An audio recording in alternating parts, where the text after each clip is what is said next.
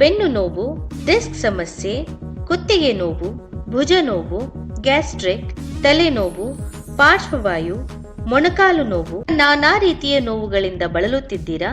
ಚಿಂತೆ ಬಿಡಿ. ಇದಕ್ಕೆಲ್ಲ ಯಾವುದೇ ಔಷಧಿ ಮತ್ತು ಸರ್ಜರಿಗಳಿಲ್ಲದೆ ಚಿರೋಥೆರಪಿ ಮತ್ತು ಮಸಾಜ್ ಥೆರಪಿ ಮೂಲಕ ಗುಣಪಡಿಸಲಾಗುತ್ತದೆ.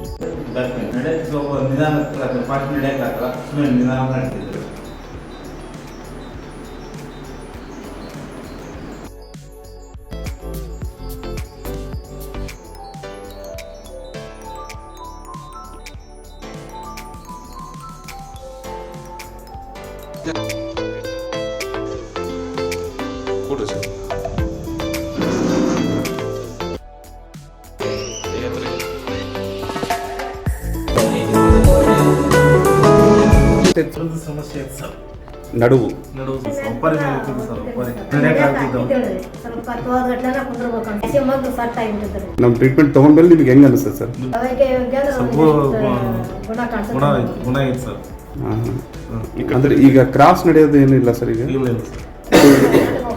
ಈಗ ಮೇಡಮ್ ನಿಮಗೆ ಮೊದಲಿಗೆ ಬಂದಾಗ ಏನು ಸಮಸ್ಯೆ ಇತ್ತು?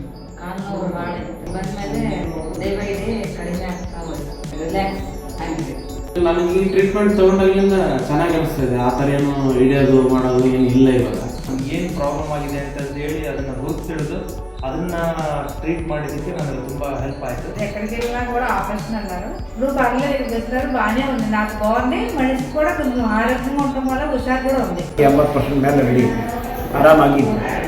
ಮೊದಲೇನು ಪ್ರಾಬ್ಲಮ್ ಇಲ್ಲ.